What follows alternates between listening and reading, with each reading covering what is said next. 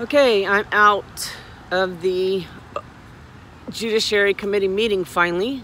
I think it was 5 or 6 hours. I sat in there and listened today. I'm out in front of the Capitol now.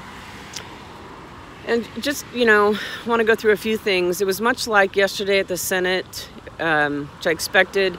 You had the Democrats who really never addressed the report and what the meeting was about. All they did was scream Russia, Russia, Russia. I was going to count how many times they said Russia, but I lost count because it just was blowing my mind. And then they wanted to talk, of course, about the children on the southern border, talk about how they're in concentration camps, and President Trump has put them in concentration camps and in cages, and all of this kind of stuff. Not even thinking, or I don't even know if they realize, or it's just being a political tool, but the very pictures of the kids in cages was taken in 2014 under President Obama. Nobody screamed about it then. So the laws were passed by President Bush. No one talked about it then. A lot of those kids that have been moving up through our country for the past 8 years, they're brought in for trafficking, sex trafficking, labor trafficking, all kinds of trafficking, horrible things. And they're not being brought in by their parents. This lie that's going around that they're being stripped away from their parents is that. It's a lie. There's about 12,000 minor children in HHS custody. Only 2,000 of them were taken away from a parent. 10,000 children were not even taken away from a parent. They're taken away from traffickers, human smugglers. They're taken away from other adults who are using these little children to try to get into our country and then even possibly sell them. We have that going around all over the country. And so, they've gotten to a point where they're even doing DNA swabs of the inner cheeks of these kids and these adults to show there is no relation.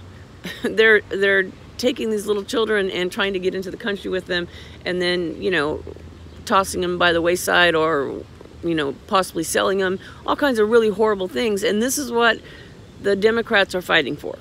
This is what they're fighting for these 10,000 children who weren't taken away from their parents to just be brought into the country with literal strangers or given to strangers. I think there's an effort being done right now to actually protect and stop sex trafficking of children, and that should be their highest priority. But getting back to the OIG report, Horowitz, he does a very good job of, he's very calm and, does a very succinct job of answering questions and trying not to go and fall for any of the schemes that are constantly set to get him to say things that he can't talk about. But also just an incredible level of frustration. Jim Jordan did a great job today. Trey Gowdy did a good job. Mr. Radcliffe, Matt Gaetz, Bob Goodlatte, they all did a great job of, really talking about how this played out.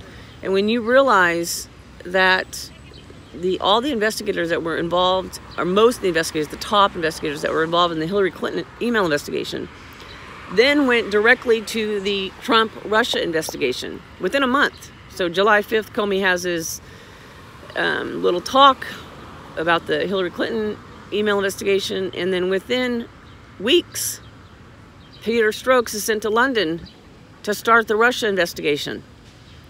And Lisa Page and Comey and Bill Priestap, all these people go on to that investigation. Then they're moved on to the Mueller team Russia investigation. Now, several times today, I overheard many different people say the FBI is the premier law enforcement agency in the world. And I say the line agents, absolutely. But think about this. The premier law enforcement agency in the world, the Federal Bureau of Investigations, the people that rose to the top of that agency are these characters. Peter Strzokes, Lisa Page, some other unnamed people that are attorneys, top agents, involved in counterintelligence, Andrew McCabe, Jim Comey. Those are the leaders of that department. They rose to the top. They climbed the ranks. How did that happen? This was not just some small little cabal of line agents. These were the premier agents of the premier, as they stated, law enforcement agency. and they were moved from investigation to investigation while they're texting each other about starting insurance policies to stop President Trump, reassuring each other, in fact, that they will stop him from being elected. So the frustration is just so incredibly high with that. The self-righteousness, being, judge, jury, and executioner is, it's just horrible. And it's created a huge stain on the FBI and the DOJ and the justice system. And I don't know how it's going to be repaired, honestly, because the transparency is just not there.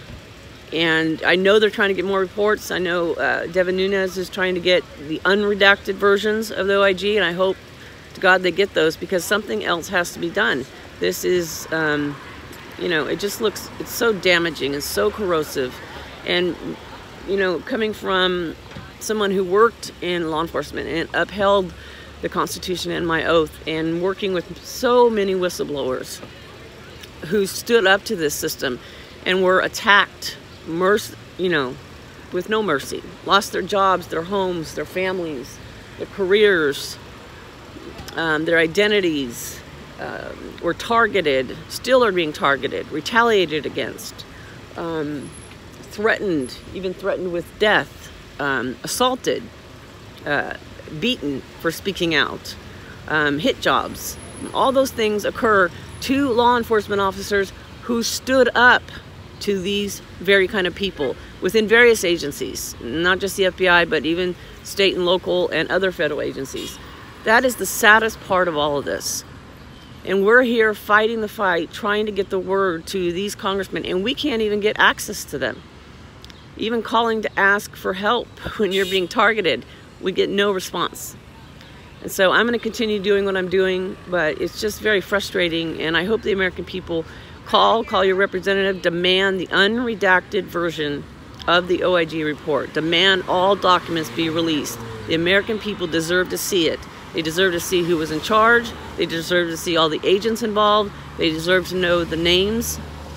And this has to be released, or I just can't see how the American people are going to start building trust again in an agency that went so far afield and actually committed crimes.